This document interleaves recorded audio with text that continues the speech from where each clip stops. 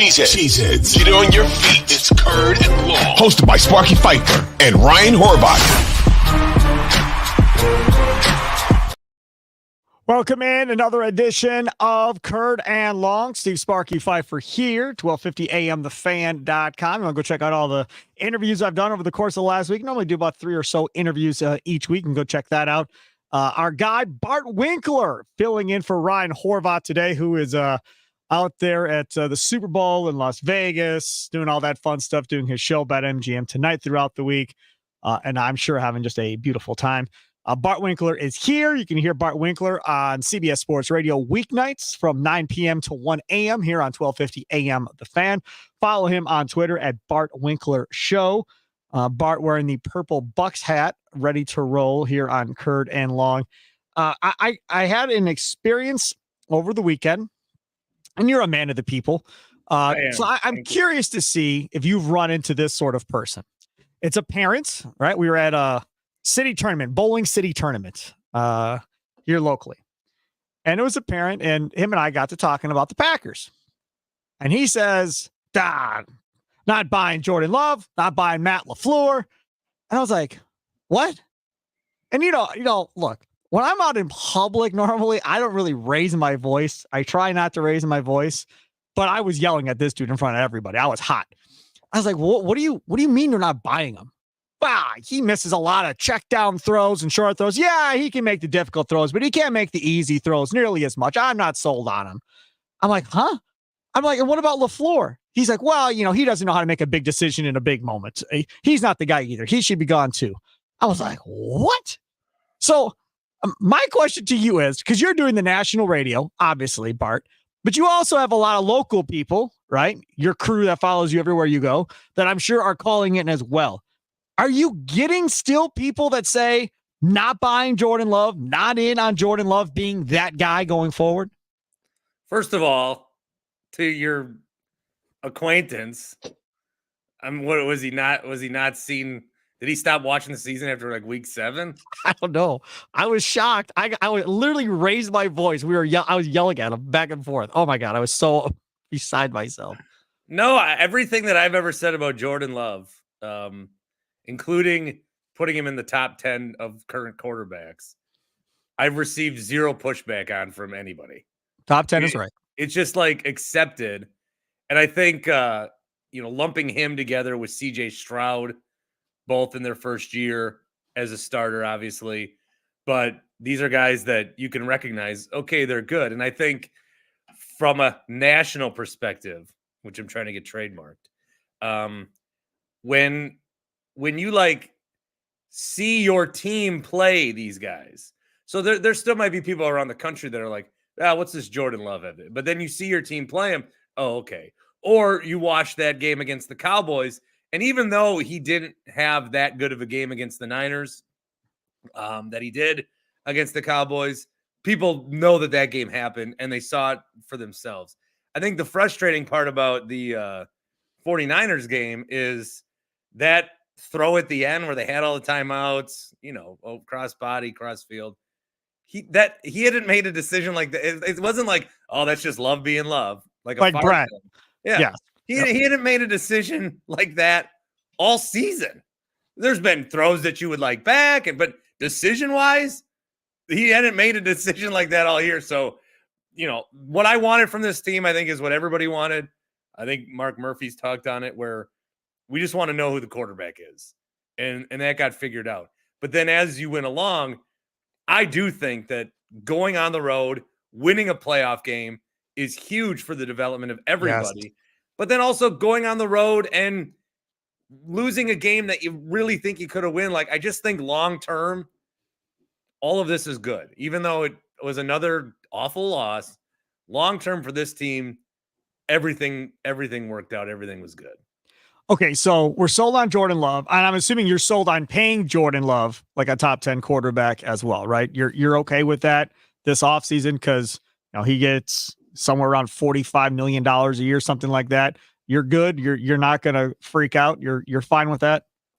The Packers have spent so much money on things that didn't work out that you might as well spend the money on a guy that is. Yeah, they can pay him whatever. I'm with you. I don't think there's any number that I scoff at. Maybe 60. Yeah, I was going to say I somewhere between 55 and 60. I might question a little bit. 50 is good.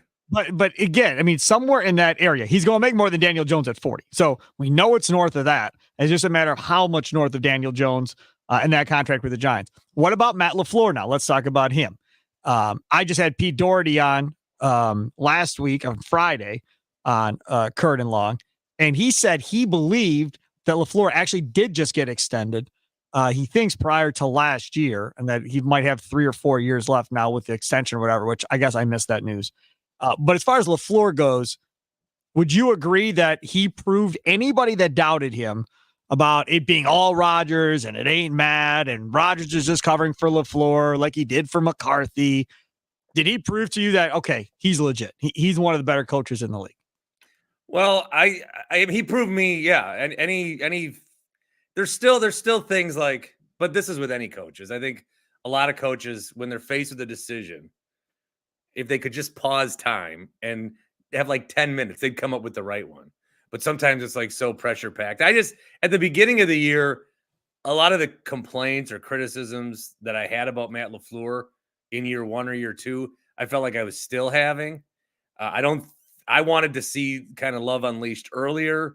But again, this is the coach, and I'm just the players didn't know what the hell they were doing. He didn't trust the receivers and tight ends to be doing what they're supposed to be doing. The offensive line was a disaster. Rasheed Walker was a disaster. Running was a fiasco. I mean, they had all kinds of problems before he could probably finally open that up. And it, as he put it, wasn't until the Steelers game where he's like, okay, it looks like we're all starting to get on the same page here, know what we're supposed to do. Let's open this up a little bit and see if we can handle it. And obviously they took off.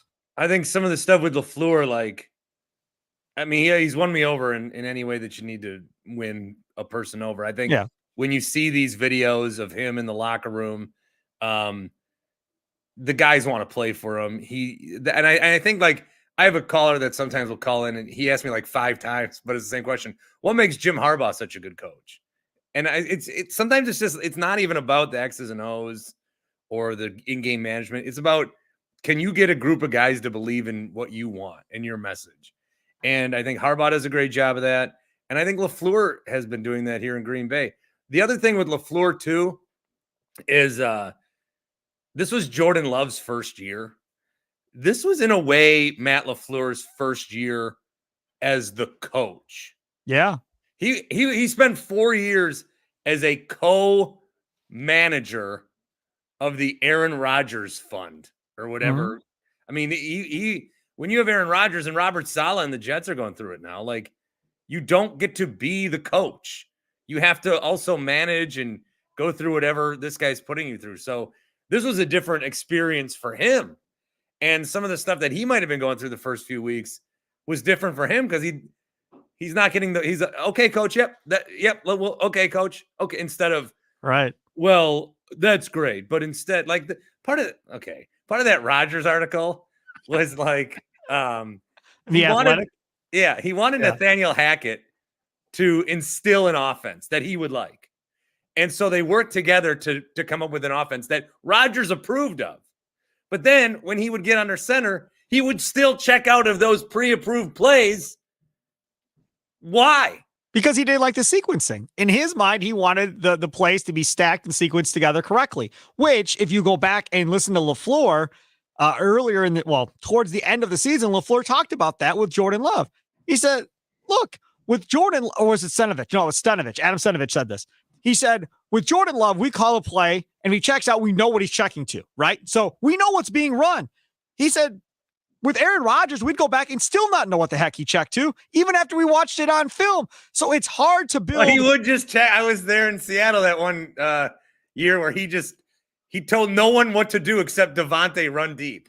Right. So even then, from that perspective, Stenovich is it's hard to call plays in a game when you don't know exactly what's being run on the field in order to set it up. And he said, and that worked for us fine, right? He said, what he did was fine. We won a bunch of games, but now calling plays is a little bit easier because you can stack plays, set guys up for later in the game, which makes everything a lot easier. And I don't think I know they did not understand when Rodgers was doing that, how hard it made it on LaFleur to do his job correctly. And now you see this year, he's pretty damn good at this once this thing gets going. I mean, the last, 4 or 5 games?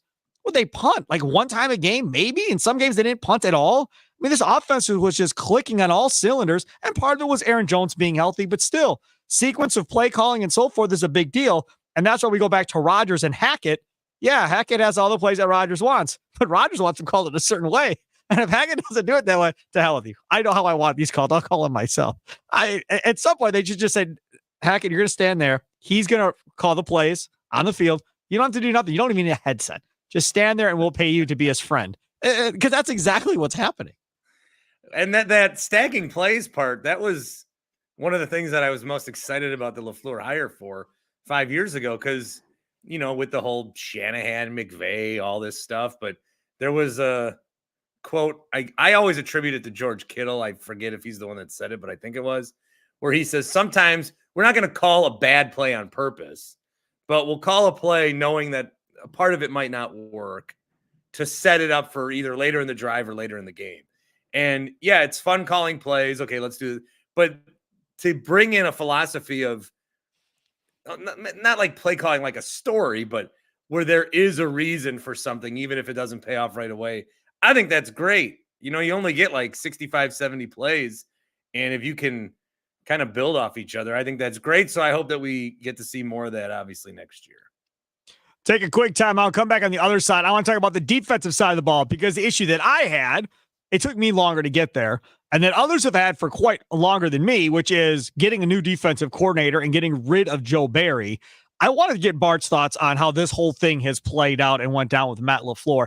That's next. He's Bart Winkler. Check out the Bart Winkler Show on CBS Sports Radio, weeknights on 1250 a.m. The Fan from 9 p.m. until 1 a.m. Follow him at Bart Winkler Show. Follow me at Sparky Radio. You can check us out on YouTube at the Odyssey Sports page where we are live streaming this bad boy here on Monday afternoon. Also download it on the Odyssey app, wherever you download your favorite podcast app. Back after this. Hey, it's Sparky Fifer, 1250 a.m. The Fan. Check out all the interviews I got going on over there at 1250amthefan.com. Last week, we had on Pete Doherty, which was a lot of fun talking to him. Tim Muma from Brewer Fanatic talking about the Corbin Burns trade to Baltimore. Lots of fun stuff over there. Make sure to go check that out. This week, trying to get Eric Nahman to do an interview with him. And working on a couple other guys as well. Bart Winkler, special guest from CBS Sports Radio. Catch him weeknights on 1250 a.m. The Fan from 9 p.m. to 1 a.m. Follow him on Twitter at Bart Winkler Show, filling in for Ryan Horvath today. We talked about Jordan Love. We talked about Matt LaFleur. Now let's go over to defense. Is LaFleur's one biggest flaw loyalty? We think so. I mean, did they need to hang on to Joe Barry this long? We had the same thoughts about Mike Pettin. But also, he hired Joe Barry. He didn't hire Pettin, but he hired Barry. Now he's hiring this guy, Hafley. Jeff Hafley, yep. So we need to see if he knows how to hire these kind of guys also.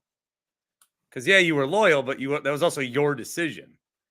So is he a good hirer of football brains? I think, Joe Barry was not going to come back. I don't care if they won the Super Bowl. They were going to find a way to, Super Bowl maybe. But I didn't think because some Packer fans I would talk to were, the more we win, the more likely it is for Joe Barry to come back. That's where I was. Yep, that's where I was. Yep. I didn't think so. So they got rid of him. And I hope this guy works out. I did not do, when he was hired, I felt like I'm always online, which is a problem. But when he was hired, it was like 3 hours of people. Oh, here's an interview I found. Oh, did you know he coached Richard Sherman for 1 year? I was one of those guys. I was all over it doing the same thing. Looking at you guys do all the work. Boston College highlights of their defense. It was a video of just defensive highlights against Florida State. Every single play against Florida State this year. I found that online. I was watching that, trying to decipher that. Yeah, I was one of those guys too, Bart. I'm guilty. Yeah, well, I didn't do that. And we'll see what he ends up. I want to see how it looks with the pro offense. So I don't have all the Hafley stats. I still don't know. He's aggressive on the receivers. Man-to-man, press coverage, right. But there's a problem. Matt LaFleur said that they're going to go back and look at every team in the league and look at how they were playing defense last year and trends and successes and so forth. And then they're going to build a defense, which tells you this ain't going to be his defense. This is going to be what Matt LaFleur wants.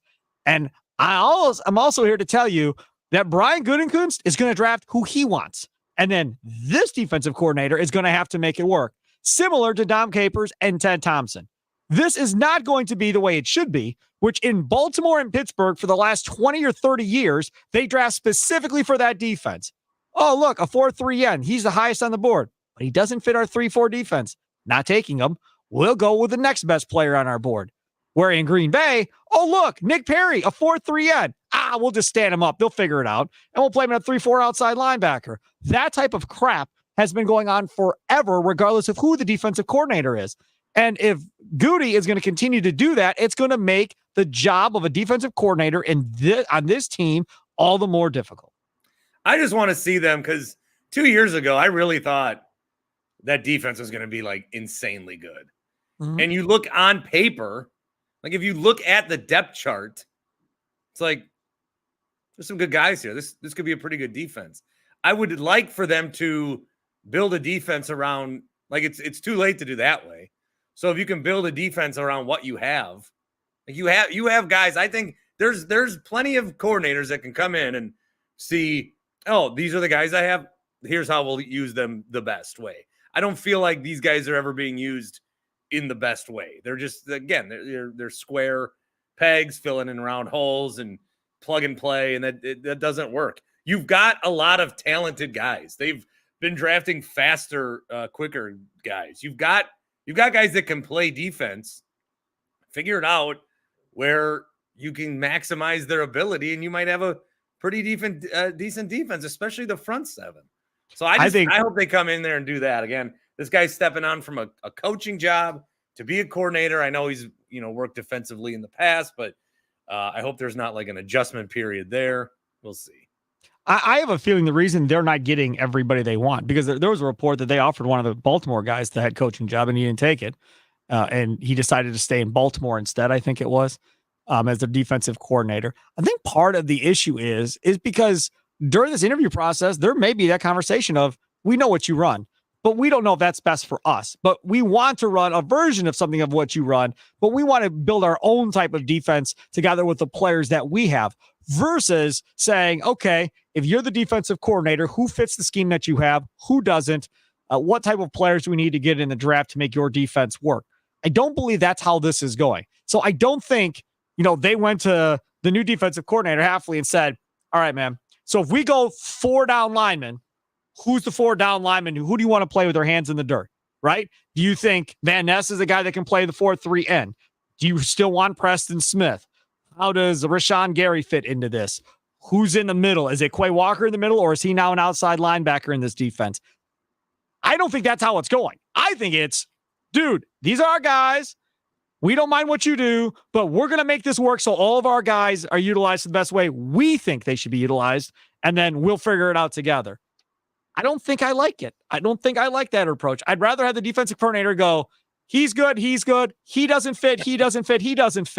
And then to go to Goody and go, they don't fit what I want to do. This is what I want in the draft, and go. And then, okay, well, if Rashawn Gary doesn't fit or Van Ness doesn't fit or whatever, then toodles, see ya. And you make a trade and you move on and you trust that this guy's going to build it the way he wants. But they never fully commit to a coordinator and what he wants to do. It's always them telling you, yeah, we kind of don't mind it, but we're going to do it the way we kind of want to do it. If this ends up being more Joe Barry than it is anything, then they might as well just kept Joe Barry. That's my concern in all of this, that it's going to look as much like Joe Barry, more so than anybody realizes. Well, better not. I mean, Barry wasn't even running the right, coverages.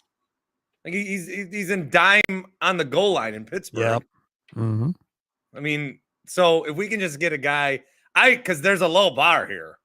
So if you can just get a guy that calls the right coverages or at least some semblance of it. But that's been the issue with the Packers for a long time, is the defense is always giving up in the Rodgers era, we always say, well, Rodgers let him back. Even going back to Rodgers' first year, Rodgers would lead a drive with 3 minutes to go, And then nobody thought he was clutch because it wasn't under 2 minutes. Because the other team always got the ball under 2 minutes and they would score on the Packers. And then that kept happening. And then how many times in playoffs can you blame, the defense partially for it? At some point, there's got to be a good defense in Green Bay. I mean, just like, can you name the top 5 years the Packers, like top 5 Packer defense years ever? You're like, Blue White, Butler, Reggie White. Yeah. Yep. And then what? The 60s? Even that year when they went with Rodgers, I don't think they were a number one defense. They created turnovers. They played really well at the end of that year. But remember, everybody was hurt. Woodson obviously was playing at an MVP. But they almost blew a lead to Pittsburgh. I did. Mm-hmm. But thank God for a turnover. Thank God for a turnover. So Jerry Montgomery, he's out as defensive line coach, which again, they apparently, according to reports, said, y'all can look for jobs. Y'all want to go somewhere else? Y'all can go somewhere else. And apparently Montgomery's the only one that could find a job. So he's out. And that's fine. I guess I'm okay with that. But then the news came yesterday, going back to the other side of the ball. Sean Mannion gets hired, the NFL quarterback that's, never been anything great with the Rams and a couple other teams. And he's going to come in and essentially be the assistant quarterback coach to Tom Clements, who comes back for another year. To me, you can talk about defensive coordinator and all that. Fine. To me, the move of the year is keeping Tom Clements for one more year under Jordan Love starting. And then I'm guessing this is setting up to transition to Mannion being the quarterback's coach so Clements can go back into retirement. But to have Tom Clements for one more year to tutor Jordan Love, to tutor Sean Mannion of how to do the quarterback coaching job as well, I think that's a huge win for the Packers. Yeah, I know that Vikings fans were mad that Sean Mannion left, so that's a win. He's a guy that they thought could develop whoever they bring in if they bring in somebody. So, that's good to see. I think Clements, he's one of those guys that, is so attached to Rodgers. And I don't know that he got enough credit for, Love's performance because, through the year, to go back to that first guy that you were talking about, Jordan Love, he wasn't a different quarterback, but it seemed like something did switch on in his brain, or like, he's like, okay, I know how to do this. And I still think that run that he had, the Giants game was a blip. But the run that he had 8 games through the Charger game, maybe through Dallas, it was as good as a quarterback run of games that we've had in a long time. Rodgers included, he had some. Favre had some, but for a stretch of games. I mean, did you ever like that? It went from quickly. It quickly went from, oh, is Jordan Love going to be the answer? How quick in the season did you not even think during a game like, oh boy, Jordan Love's got the ball. Oh boy, it's got to go back to our quarterback. You were always looking forward to seeing him with the ball and seeing what he could do. And at the beginning of the year, sometimes the TV doesn't show you where the ball's going. And you're like, oh my God, he's throwing it deep. Where's it going? Yes. At the beginning of the year, you're like, But then by week 9, it's like, wherever this ball's going, somebody's catching it and they are wide open 20 yards down the field. And how many times was that happening with Rodgers and that person wasn't getting the ball? That's what I'd like to know. How many times were guys open and Rodgers was not throwing them the football? I mean, we have a couple, on film that we've seen, but I just wonder how much better would that team have been if he would have just shut up and let LaFleur call the plays and just thrown to the guy that's open. I wonder how much better it could have been. Well, I think that's always been the problem is that, at least in Rodgers' mind, it was still pretty good. Like, sure. But because I really think, how Tom Brady once said he'd give back 2 Super Bowls if it meant he could win the one against the Giants to go undefeated. I thought it was I give back 2 Super Bowls so I could be back with Giselle. I misinterpreted. Oh, Jesus. Go ahead. I like Bridget, but do you think if the football guys came to Rodgers and say, you can have a Super Bowl, just give us 1 MVP? Do you think he'd agree to it? I don't. Yes. Oh yeah. I do not. Because right now he's in that horrible category that he did not want to be in, which is 1 ring only. But he's got He's four with MVPs. he's with a lot of dudes that only have one, and that's including Brett. Only one. And Brett's been to 2 Super Bowls. He's only been to 1. I'm telling you, this is going to haunt him forever. If he doesn't get another one, I don't think so. To get in front of Brett, to get a second, and to get out of that territory of the Doug Williams and those guys and Trent Dilfers and the one ring guys, he needs to get out of there to get to 2. And then once he's out of that to 2, then he can feel much better about things. But I think if he walks off into the sunset with only 1, I think it's gonna bite at him a little bit, I think. Yeah. You're making a grave mistake. You are assuming Rodgers is a normal person. No, he's an egomaniac. But when you only have one, I promise you, that Athletic article was so cool because it said everything that I just assumed happened, and it was all proven right. Mm-hmm. I'm telling you, man, nobody knows Rodgers as well as me. I've got that guy pegged to a T. I promise you, he would not give back any MVP. He probably won't even give back an Offensive Player of the Month award for a Super Bowl. But Bart, if he only has 1 ring, you can't put him in that conversation of greatest all time with Montana.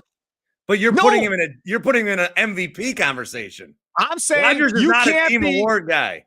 Right, but you can't be greatest of all time with 1 damn ring and 1 appearance. Can't happen. Won't happen. MVPs. Don't care. Does not matter.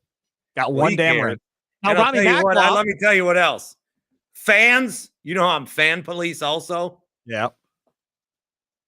Fans who care that he is like, why are you so mad? He's got 4 MVPs. What does that do for you? Nothing. Do we look back and say, oh, Aaron Rodgers, that 1 MVP year, that was banana? No, we don't care. Only he cares. Yeah, and sure. He cares a lot. But he cares about the greatest of all time conversation.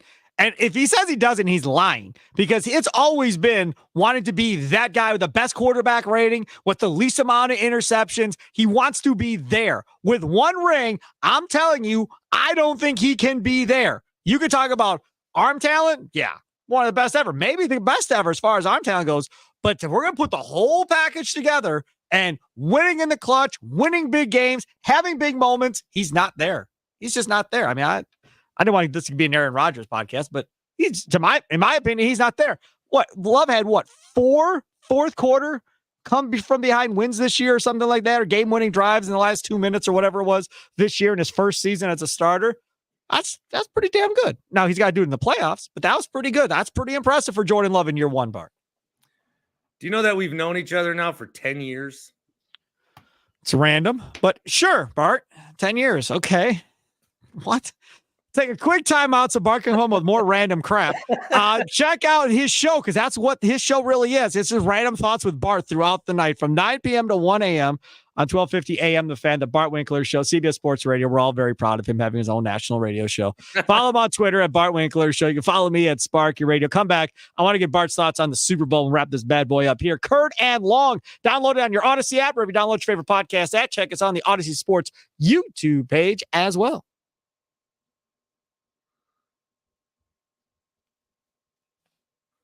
Hey, it's Sparky Fifer, 1250 a.m. The Fan. Follow me on Twitter at Sparky Radio. You can follow Bart Winkler at Bart Winkler Show. He, of course, of CBS Sports Radio, weeknights on 1250 a.m. The Fan from 9 p.m. to 1 a.m. Always fun getting to do this. You know, I have not a lot of regrets, I guess. But if I had a regret concerning this, I wish you and I could have got to do a show. Not a morning show.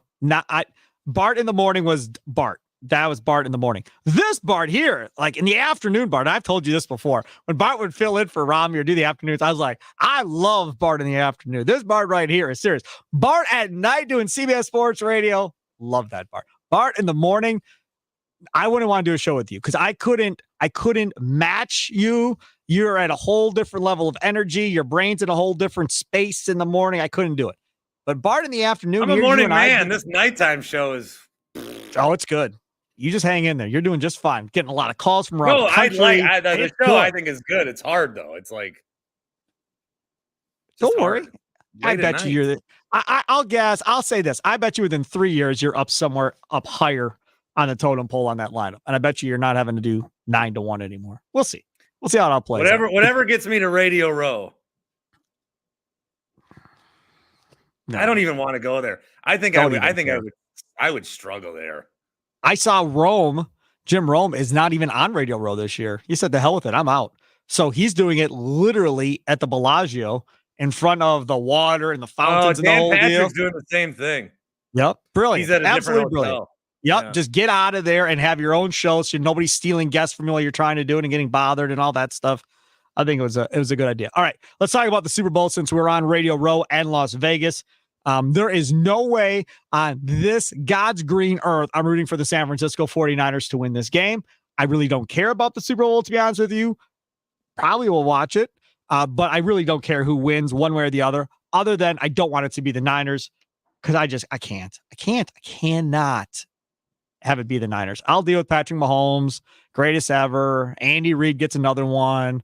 Yada, yada, yada. I'm okay with those storylines. I'm okay with fans of the Chiefs. They don't bother me. Niner fans online drive me nuts. I have family that are Niner fans that have, lived out in San Francisco their whole life and all of that. And I'm happy for them if this were to happen. But online people, Niner fans, talk show hosts, I hope they get absolutely drilled. Go ahead. I agree with you. I'm not somebody who likes to root for the team that beat us, so we can say that we lost. That makes no sense. I have nothing against George Kittle and those guys personally. For me, it's about the fans. I have something against Kyle Shanahan. I don't know. I think he's overrated. Agreed. I think he is too. I think I've probably said this. I say this on every show I've ever done, that the Niners are the Celtics. They're the same. Yes. They're the same. Yes. They get all this national love. Yes. Everyone always picks them and feels smart about it, even though they're good, but they just don't win titles. Combined, the two have won two titles since 94.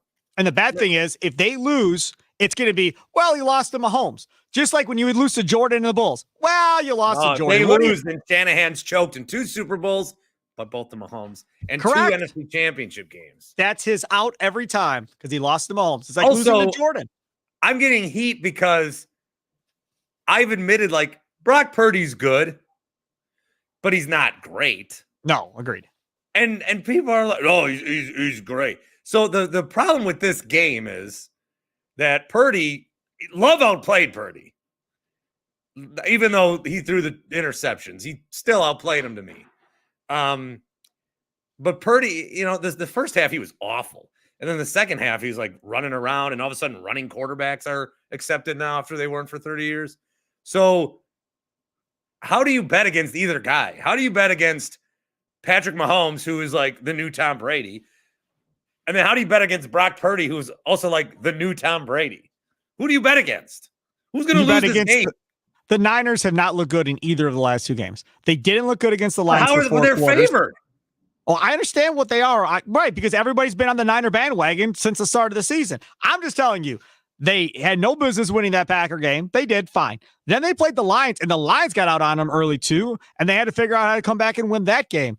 They get down to the Chiefs. That's not happening. There's just no way. Spagnuolo's defense, if Kansas City gets up 17-3, 17-0, it's a wrap. Brock Purdy's not coming back against Spagnuolo's defense down 17-0, 17-3 in the first half. It's over. The Niners have to do kind of like, even though it didn't work out, but like the Packers or the Lions, they got to get the early lead and they got to change the game and get ahead to give their defense a better chance in this thing. If they get down early, if Purdy throws an early pick and the Chiefs are up 14-0 after 1 or something, they're in trouble. They're in a lot of trouble because I'm not relying on Brock Purdy to try and rally me back from 2 or 3 scores down against Patrick Mahomes. Like, I don't trust that at all. And if Mahomes wins this Super Bowl with that god-awful wide receiving core outside of Rasheed Rice, I mean, that's whole nother level stuff there if he's able to win with what he's got at wide receiver. And MVS will have a Super Bowl ring out of that finger of his. Yeah. Fall off, probably. Well, either way, he'll have it. I just want the Niners to lose so bad that I almost think they're going to win. They can't win. They can't win. No. Here's what I do now. I think you got to make this prediction. And if you're right, you get to keep your house. And if you're wrong, you're homeless. Chiefs by 10. That's where I've been. That's where I'm at. Chiefs by 10. I just hope they come out there and kick the crap out of them. I'd love to see a blowout. I want this to be the worst Super Bowl ever, like 40-0 at halftime. And I just want to laugh. I want Taylor Swift to be shown the whole fourth quarter because the game's bad. What are the chances she gets out at halftime and sings? 0. I don't know about that. I'm telling you, I don't know. No, she's at the Grammys. She didn't get up on stage and sing with any of them.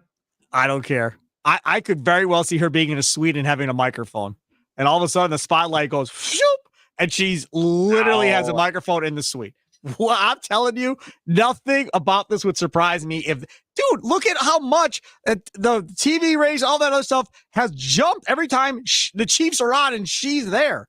I mean, she is a huge, huge force for the NFL right now. I don't understand how once they made it, they didn't say, Taylor, you're singing the national anthem now. Taylor, you're doing this now.